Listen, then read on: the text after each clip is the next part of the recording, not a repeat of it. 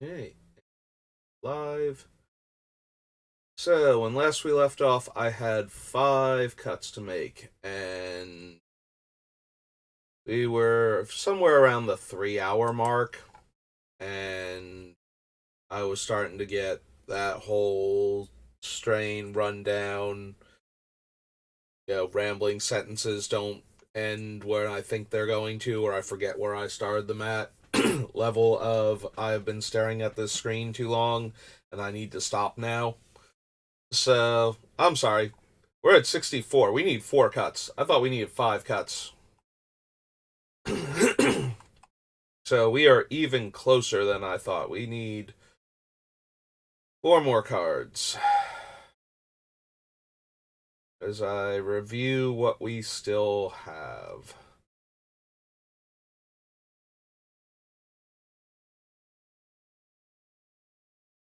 Dreadship Reef. Dreadship Reef. Nation. Farhaven Elf. More lands. Everflowing Chalice. Clasp, Engine, Rats, Tide, Stinger, Thrumming Bird, Blighted Agent, Viral Drake, Deadeye Navigator, Cyclonic Rift, Downfall, Cornucopia, the Panharmonicon, Ravenous Chupacabra, Assassin's Trophy, Bloomhulk, Citadel, Casualties, Evolution Sage, Flux Channeler, who is still in danger of going despite the fact that we do have enough non-creature spells for it. Hollandbright Druid, Thassa Deep Dweller, Vorinclex. We do actually know what Vorinclex does, right? I didn't make up the part where he doubles counters placed on players. Vorinclex, Monstrous Raider. You would put one or more counters on a permanent or player, put twice that many of each of those kinds of counters on that permanent or player instead. Okay, so he does exactly what I thought he did, and I did not forget he does work on counters going on players, which is the most important thing for Vorinclex.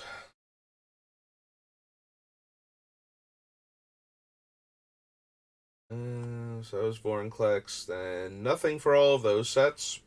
And then Cankerbloom, Contagious Vorak, Azori, Infectious Bite, Infectious Inquiry, Pestilent Siphoner, Prologue to Phyresis, Staff of Completion, Tainted Observer, Techathol, Voidwing, Vraska's Fall.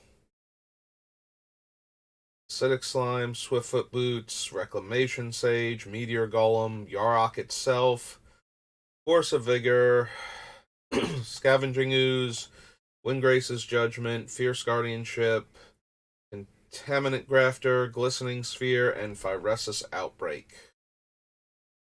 Alright, real quick, let's double check the actual count now. So 1, 2, 3, 4, 5, 6, 7, 8, 9, 10, 11, 12, 13, 14, 15, 16, 17, 18, 19, 20, 21, 22, 23, 24, 25, 26, 27, 28, 29, 30, 31, 32, 33, 34, 35, 36, 37, 38, 39, 40,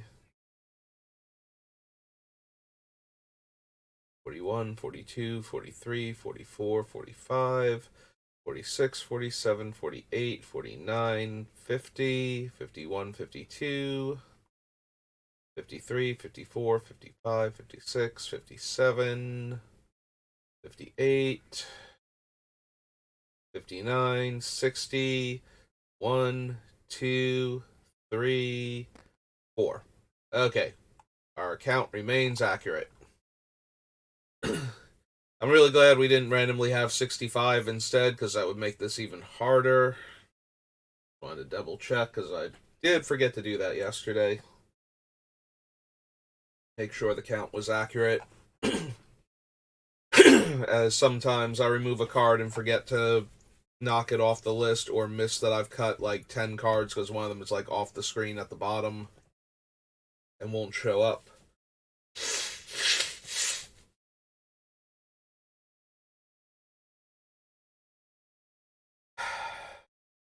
So the count is accurate. Alright. Talked about cutting the flux channeler again. So what is our actual count for that person? We got 1, 2, 3, 4, 5, 6, 7, 8, 9, 10, 11, 12, 13. Oh, wait, hang on. I started counting spells again. I'll be okay. I promise. 1, 2, like all spells. 3, so 4, 5, 6. Go to all of those. 7, 8, 9, 10, 11, 12, 13, 14,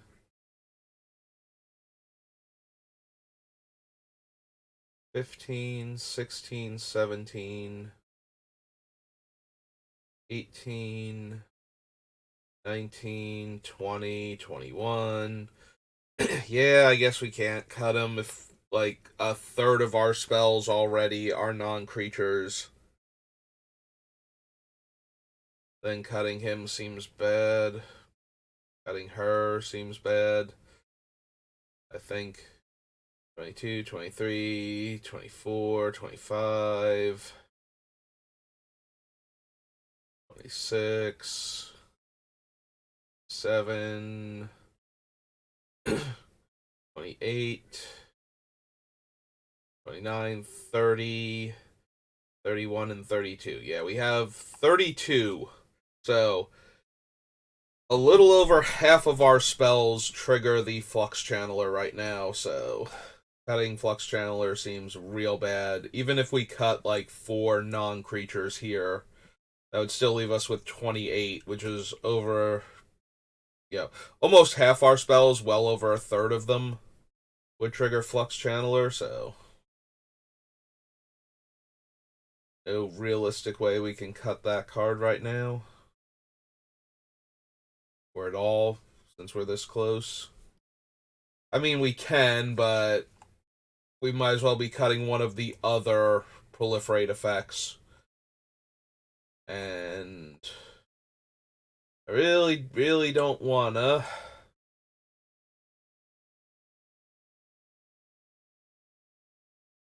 I like all of the ones we have left. I keep coming back to Contagion Clasp, which is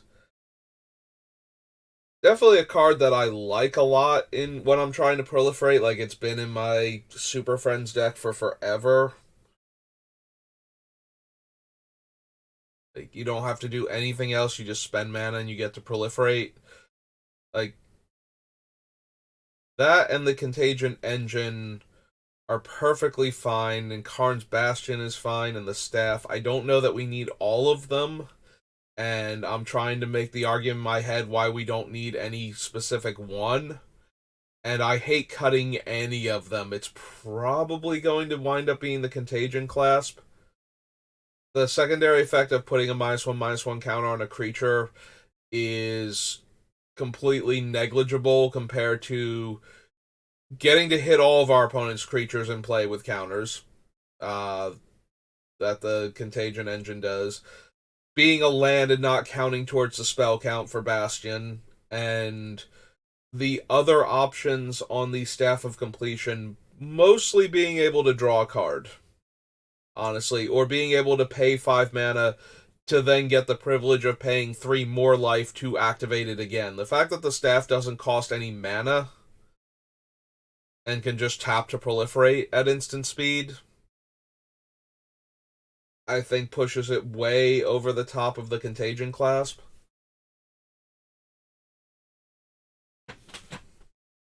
Yeah, the fact that it's a worse Contagion engine for the double proliferate and a better Contagion clasp at that point, and better single use proliferate than either of them. I hate cutting the clasp, but I think that might be where we're at.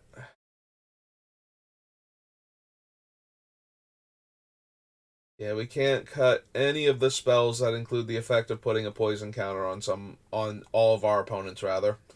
Not somebody, all of our opponents. As long as every single opponent gets a single poison counter from the spell resolving.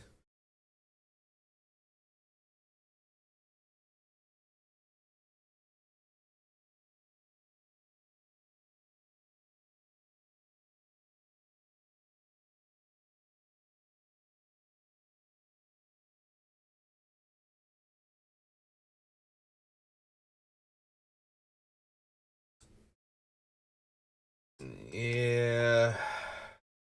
I love the card, but something has to give, and I think it's the one that's gonna go. I'm also seriously debating the mosquito at this point.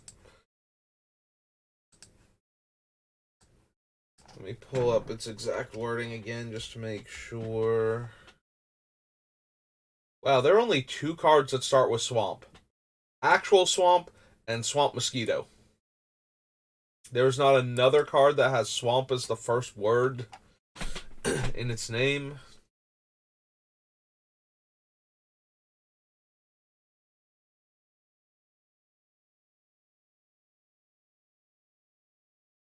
Does that work if you attack a planeswalker?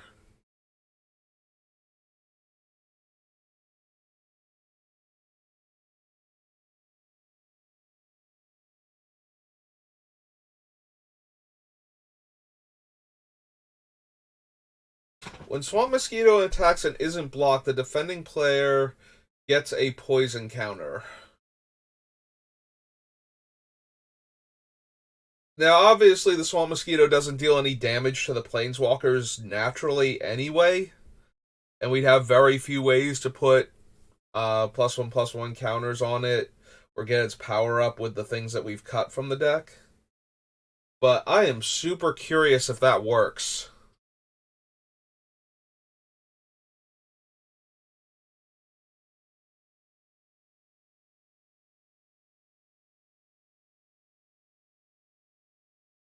Yeah, normally the creature has to deal combat damage to the player, and that's what stops it from working.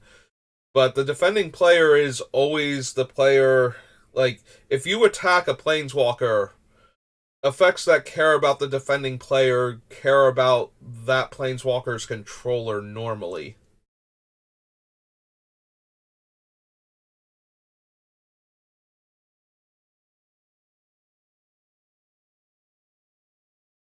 I'm still disinclined to cut it because I don't want to go down on the number of early evasive poison inflicting creatures just to make absolutely sure we can get that poison counter on people. But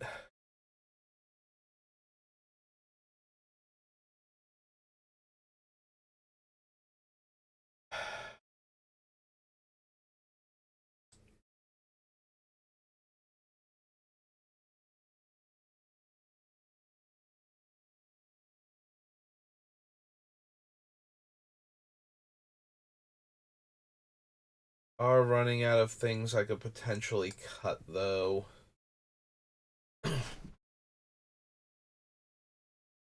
Right, we've cut literally all of the little guys on the ground that have no evasion abilities. Like, we've cut everything that isn't unblockable or flying at this point. Except for Icarats, which gets its poison counter just by coming into play, so that you know, qualifies it with the other 5 cards like that.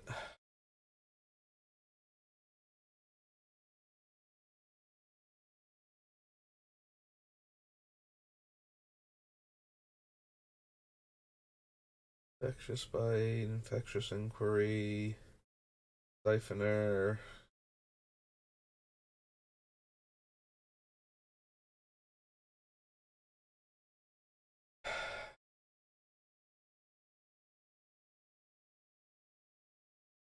There's a part of me that feels like if I'm going to cut.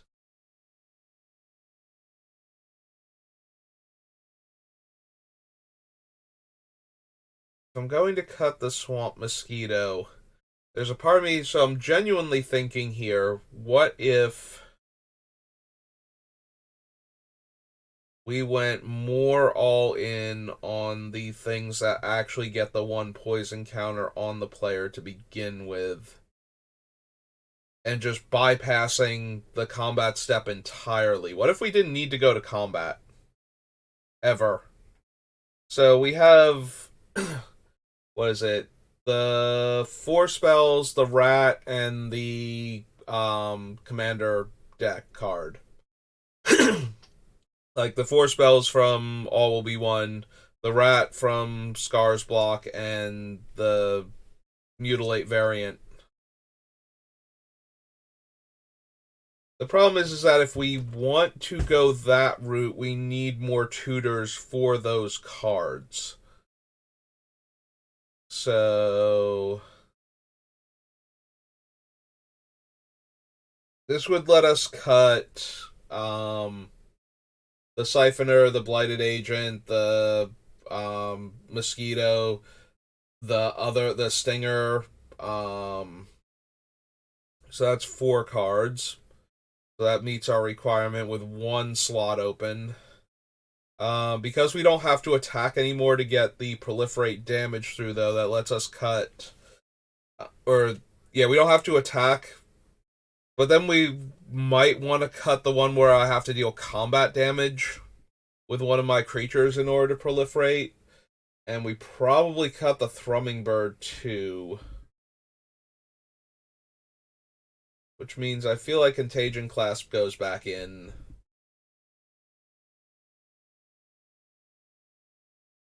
Maybe even 1 or 2 of the other Proliferate cards. We might have to open up the original file and see what other Proliferate cards we cut at that point.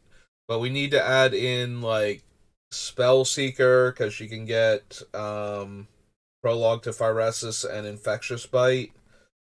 Like, Solve the Equation can get all of them, and maybe excuse me, maybe Grim Tutor. Maybe you okay, gonna choke to death. Hang on a second. There we go. Okay. I was gonna say maybe even Imperial Seal, but I don't think we have enough card draw left in the deck for Imperial Seal because we need to put it in our hand almost immediately. Not wait a full turn cycle to draw it.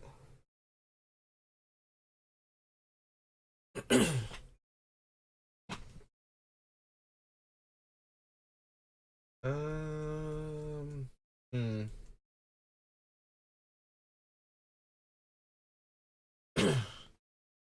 Because that is an idea. What if we just don't attack? What if all of the poison counters come from effects and the rest is proliferation? But we need to guarantee we have one of those cards early, so we need basically all of the functional tutors at that point that we can cast. Because we need to be able to hit those cards in the first couple turns of the game and cast them and have them resolve. Which almost makes me want to consider at that point Boseiju, just to prevent the spells from getting countered early on. If we can get it into play. Hmm. It is an interesting idea. I might want to consider that. Huh. Can we actually pull that one off? Can we get the one poison counter on everybody and then just proliferate everyone to death? Do we even need, because that would cut out. Yeah, let's go back up to scars real quick. So this would cut out Plague Stinger definitely, maybe Thrumming Bird. Blighted Agent. Can probably keep the Viral Drake just for the activation at that point. Cuts the lands off too, because we don't need them anymore. Like the unblockable lands. Alright, so we cut out those two. We would lose the Swamp Mosquito, the Boots, and the Grieve, so we're up to 5. Vorinclex stays because of his effect. So 5. Siphoner is 6. We are losing all of these creatures, though, so that kind of hurts things like the Tainted Observer, which can just proliferate by virtue of 7 with the Void Wing.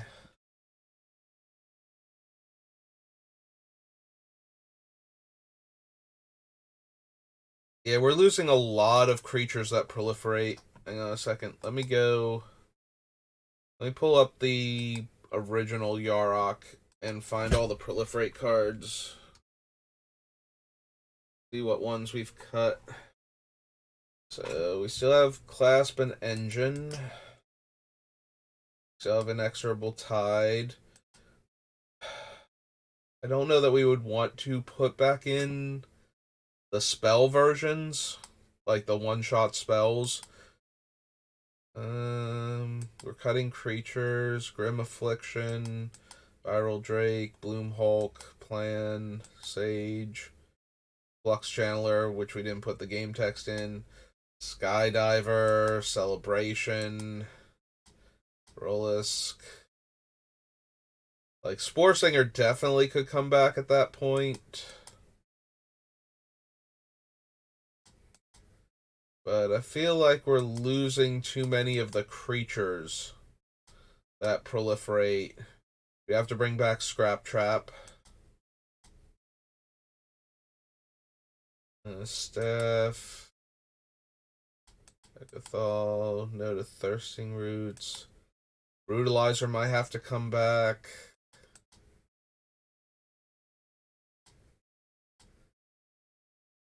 Can't bring back the sword if we're cutting the creatures.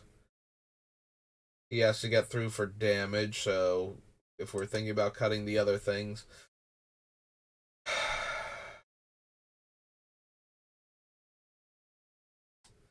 I think it's a fine way to run the deck, but I don't think that Yarok is the commander to be that all in. Um, that might actually be, but then we'd have to figure out the white cards, and then we probably change the whole deck up around. But that might actually be like actual Atraxa at that point, like original recipe, where she proliferates every turn. Yeah, I don't think like it makes a whole lot of room in the deck, but it doesn't actually do anything for us because the room that it's making isn't like we're losing too much at that point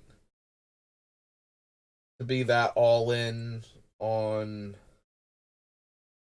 the initial poison counters. Like we're losing too many of the things that would help us proliferate. Like our Tainted Observer starts losing power now because we're not proliferating enough by playing enough creatures.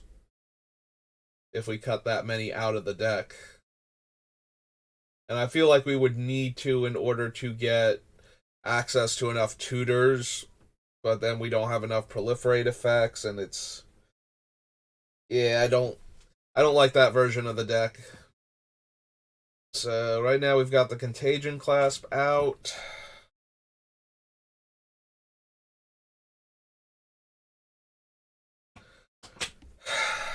It might be the sphere. So we don't actually have anything that blinks artifacts. All of our stuff blinks creatures when it blinks anything. So we can't get the glistening sphere to leave and come back, so we can get the double proliferate again, hopefully from it plus our commander or Tekathal or Panharmonicon, possibly all three.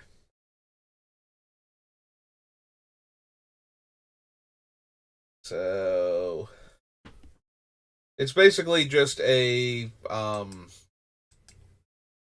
Gilded Lotus with like one shot proliferate, and it's cheaper, and it comes in tapped. Like all good stuff, but not 100% what we need right now. And if I've got to cut something, I think it's one of our worst proliferate cards left.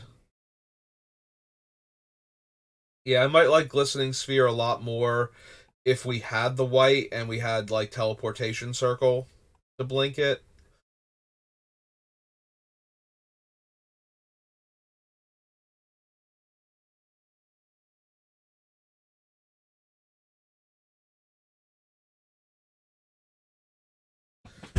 Okay.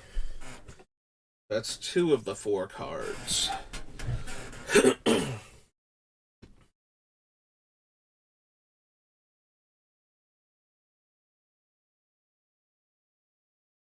Don't think any of them.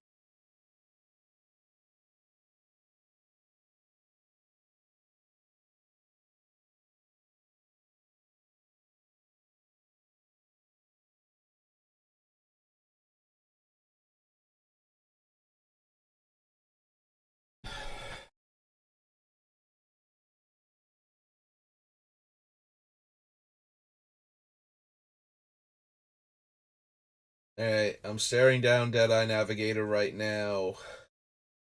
It is by far the most mana intensive thing that we have left in the deck. Like everything else, like the next most mana intensive thing is Tainted Observer, needing the 2 colorless mana per creature coming into play trigger, you know, in order to proliferate. But Deadeye Navigator is functionally 8 mana if we don't want to just leave it completely vulnerable and watch it die. Because of the way our deck is set up, it is still vulnerable to wrath effects. Yeah, without any of the creatures that counter spells or bounce like, not permanents, but I'm thinking like Venser where he can bounce a permanent or the spell off of the stack, or without something like that to keep blinking with the Deadeye Navigator, I don't know.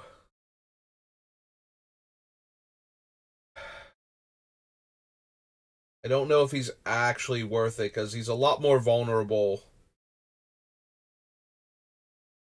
to wrath effects at that point because there's no way to interact with them.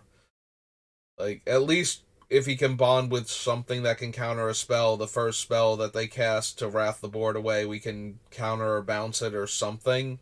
And then somebody has to come up with something else, or they have to be able to recast the spell, and depending on what it is, they might not have the mana for it, so.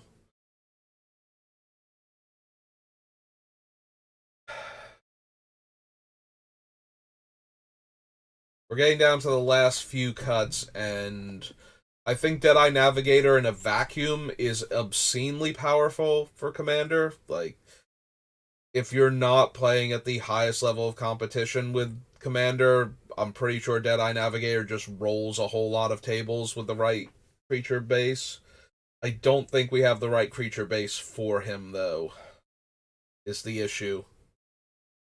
And he's not at his peak here, which means we might be able to cut him anyway without feeling like I'm just dramatically decreasing the power level. When he works, he's amazing, but you can't guarantee that he will. with what we have. Yeah, if we had a Mystic Snake and a Venser and like one or two of the other comes into play counter a spell creatures, then I would 100% say yes, we run Deadeye Navigator. Because then we can bond them with one of those to counter spells, and then we can try and go off with Deadeye Navigator and one of the proliferate creatures on a subsequent turn.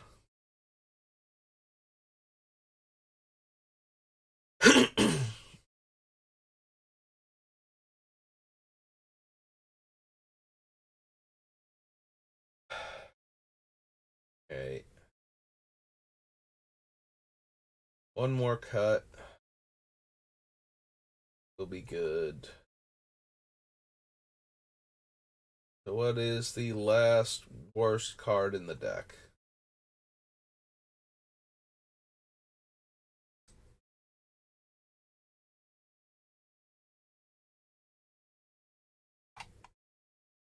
Can't cut Outbreak. Don't want to cut Grafter. Shouldn't cut Guardianship.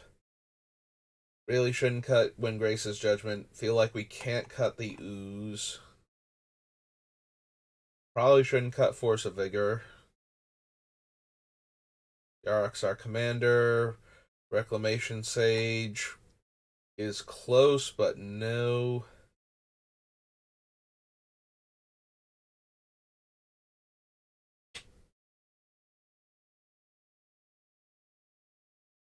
Do we cut the Meteor Golem? Real talk here. Do we cut Meteor Golem? It is the most expensive of all of the utility cards we have left. We did cut Woodfall Primus, right? Like, we cut Woodfall Primus in favor of. Yeah, okay. We cut Woodfall Primus in favor of the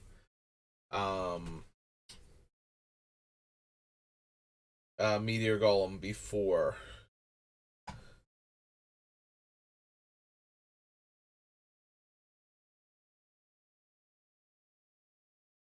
But what if we also cut the Meteor Golem?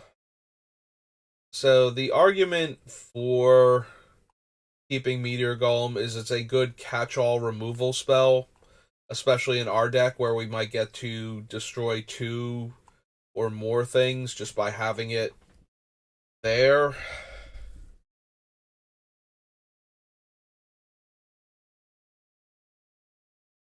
So my main issue with the Meteor Golem is that it's not doing what we're focused on, and we do have other ways of dealing with all of the other problematic permanents at lower mana costs. Like, we can destroy lands, creatures, enchantments, artifacts, and planeswalkers with what we have in the deck.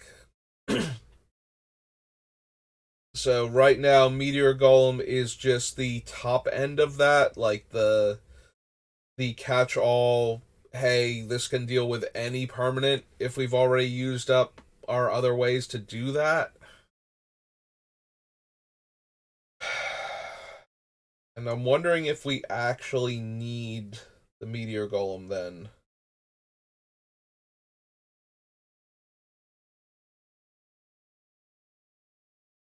Because I'm starting to feel like we're running Meteor Golem on the basis that it's a Vindicate. It's a living Vindicate, and we will get to copy that effect multiple times over the course of a game if it shows up. So we just get to, gleefully blow up dozens of our opponent's permanents. And that is incredibly powerful, and usually we can win the game from there if we manage to keep doing that over the course of several turns.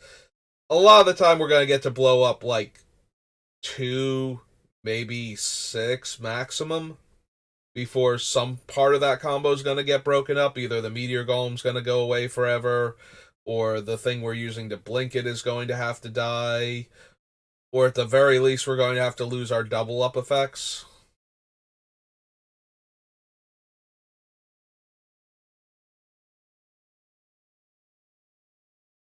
And in the meantime, it's slowing the other players down or getting them off their game plan, not helping ours. And I think we have enough other things that are cheaper and therefore more able to disrupt our opponents. Yeah.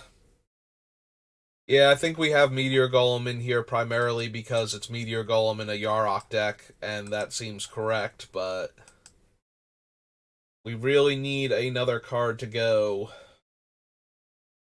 In fact, I probably should have seriously considered Meteor Golem before Deadeye Navigator. If any of these cards seems wrong to cut, it's actually the Deadeye Navigator that's hurting the most still. That could just be my personal bias for the card, but does feel like the card I'm most going to miss. But given how mean-spirited this deck is, I don't think I'm going to be playing it against people that can't deal with a Deadeye Navigator quickly.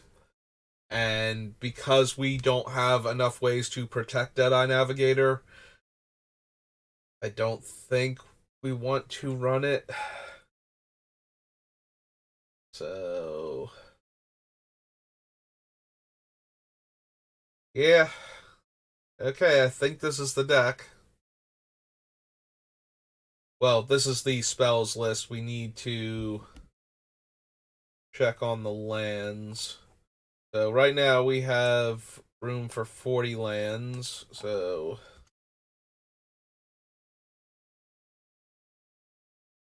clear all and save.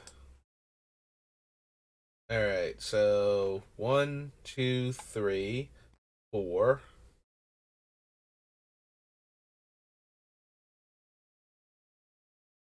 That's true. We can probably do it this way and it'll be faster. So we currently have 33 lands, which is way too many if we're going to have things that get basic lands out of our deck.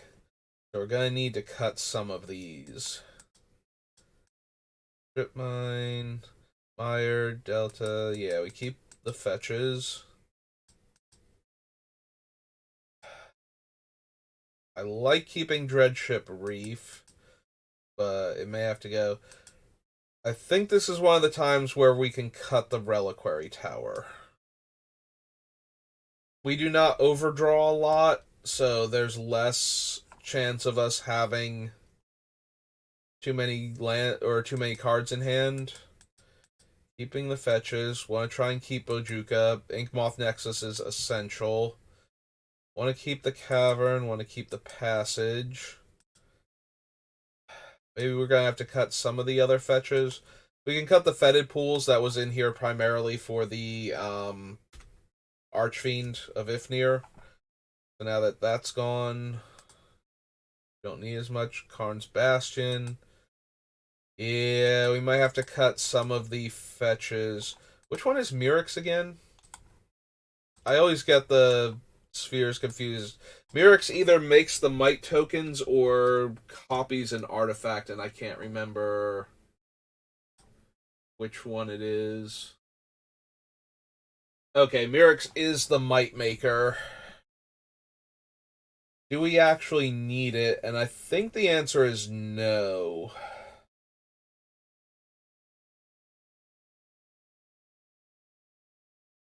Like, we're not going wide. We're not killing players by putting poison counters on them. So I think Murex is actually kind of underpowered in this deck.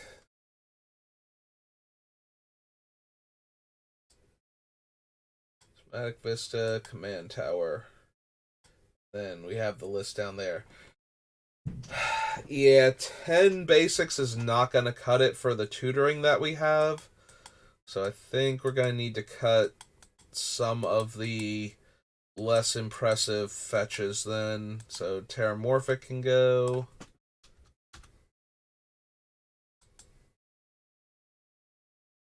Pop down here. We'll leave Bojuka Bog for right now. Inkmoth stays. Cavern stays. Rogue's Passage probably stays. Opulent.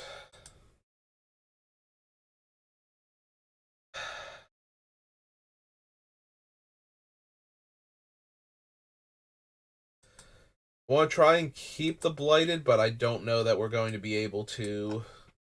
Got the Fabled Passage.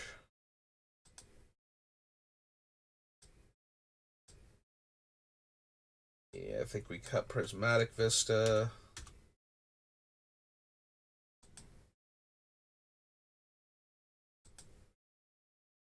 Bastion.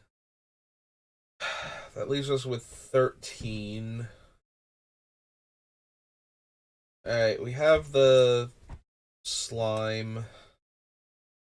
We can probably cut the strip mine.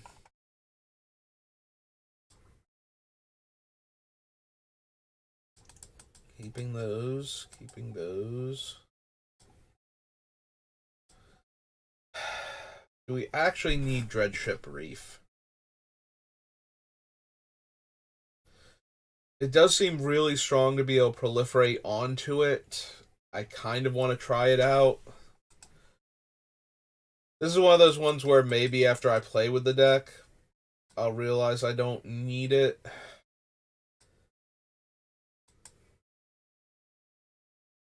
Alright, Cavern. Cavern makes mana of any color for our Phyrexians and makes them uncounterable. But we have cut a bunch of our creatures, so... What is our actual Phyrexian count, then? Phyrexian.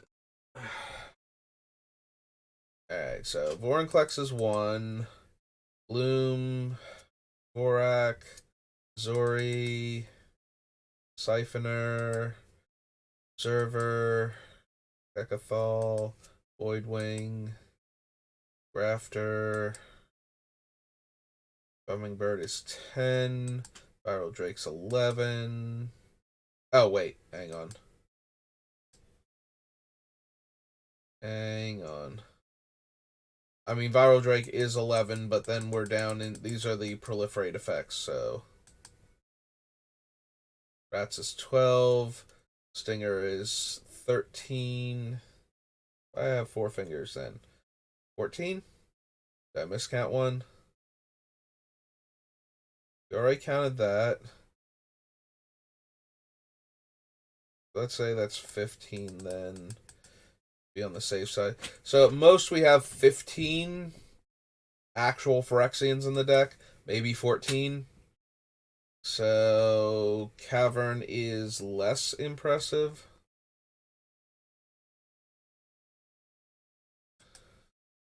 Alright, I guess we can cut the Cavern also then. Yeah, back when most of our creatures were Phyrexian and we had a whole lot of them, that seemed a lot better.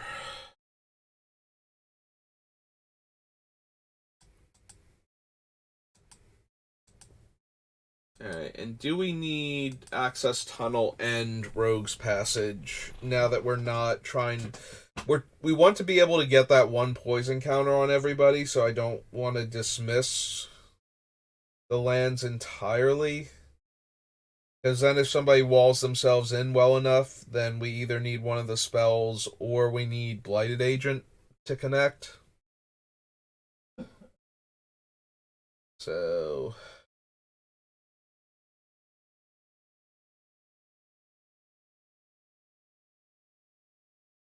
Because right now we have room for 15 basic lands in the deck.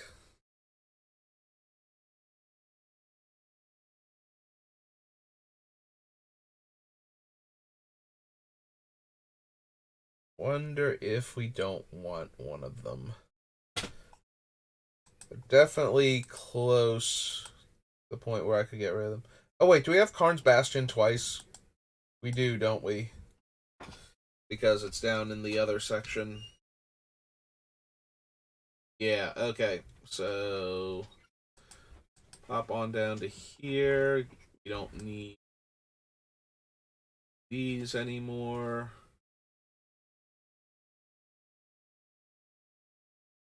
Because we made our selection, so that way we don't keep miscounting.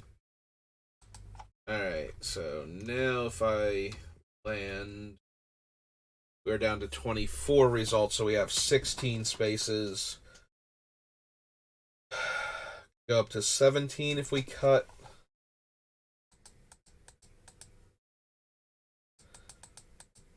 The one thing.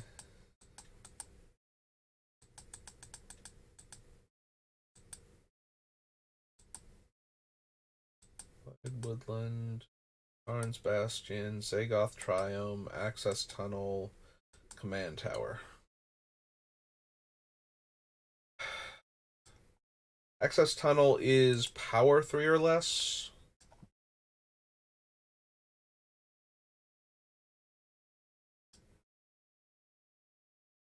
With power 3 or less. I think at that point, we don't have a lot of creatures with over 3 power. I think it might be Vorinclex and the Contaminant Bonder are like our two biggest creatures left. Contaminant Bonder is a 5/5. Vorinclex is a 6/6. Yarok's only got 3 power.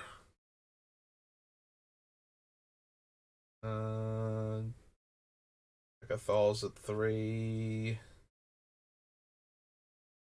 Zori's at 3. Cankerbloom and Boar are 3.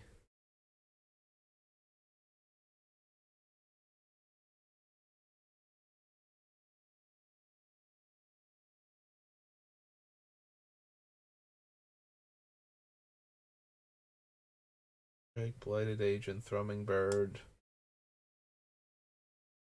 So there's literally 2 creatures we can't make unblockable, and only one of them has Toxic or Infect on it at all.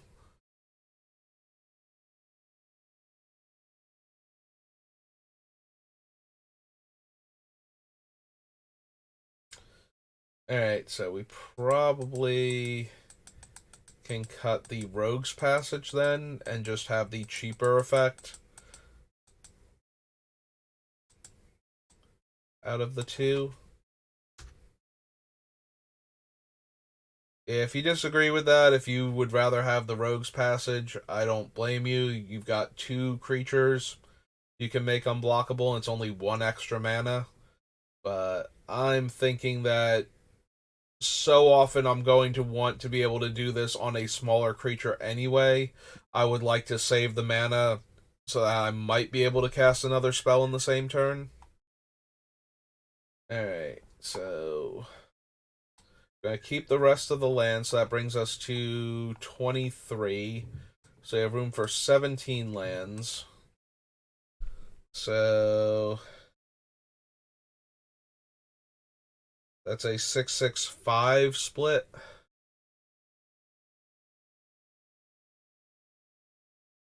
I think it's going to be 6/6/5 with islands getting the smallest portion. We have a couple of double blue spells, including Mana Drain, but we also have way more than enough fetch lands to guarantee that we have access to 2 blue mana on a regular basis, and I think we are way heavier in both black and green than we are in blue. So I think the final count is going to be 7 swamps, 7 forests, and 6 islands. Or 5 islands? Yeah, 5 islands. Wait, hang on. Did I do my math wrong? Is this supposed to be 6/6? Yeah, it's supposed to be 6/6/5, not 7/7/5. I'm like, wait a minute.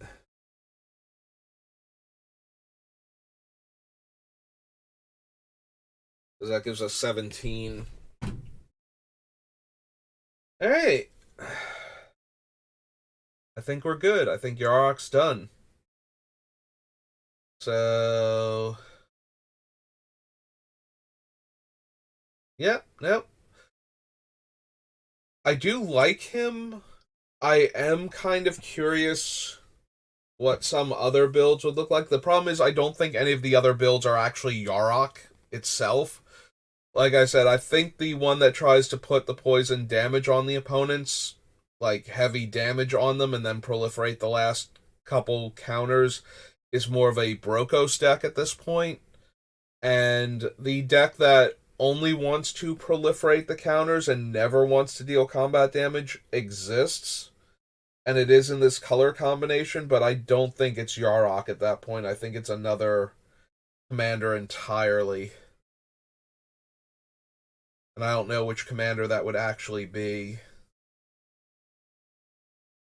It's very possible it would be actual Atraxa, and you would need to adjust to add the white cards that can help get it across the finish line, but yeah, I think I like where the deck is at. I think we have a very strong, very obnoxious poison deck that is not running a lot of the cards I assumed it would be when we started this. So that's a good sign that we went very deep on the deck and actually found the best cards for what it's trying to do. We didn't wind up just auto running every single card with poison on it and then having to pick out, like, 15 other spells and calling it a deck. So, yeah, I think we're good. I am not 100% sure what I want to build next. I am leaning towards just starting now on one of the preview cards for March of the Machines, because I did not find this set particularly inspiring for Commander. I think the Yarok deck is interesting, at least. Like, we built a deck that I would never actually build on my own. This is the first time I've ever built a deck, like a hypothetical deck, just for the streaming purposes. Like, I would never build Yarok as a poison commander on my own because I do not like poison as a path to victory in Commander. Um, at the higher levels of competitive play in Commander, I think it's fine, but I prefer to play somewhere a bit more casually, as you can tell from my builds, despite the insanely expensive cards that I like to put in the decks. I would prefer if the decks play at about the mid tier as opposed to the top end, where you're just trying to assemble the one combo very quickly and kill your opponents, it feels like, or create a value engine that just crushes everything, or be able to actually control a 5-player game successfully. You know, all of those are viable options at the higher levels of Commander, but you need very, very specific cards. And it doesn't leave a lot of wiggle room for building new and interesting decks around the Commanders. It's more what deck allows you to create this effect and maintain it throughout the game so you can win, and or get to it as fast as possible so you can win. And while that is kind of true of every commander deck, when you're playing at that level of competition, you need to eschew a lot of the more fun cards and the more interesting cards in favor of things that just get the job done.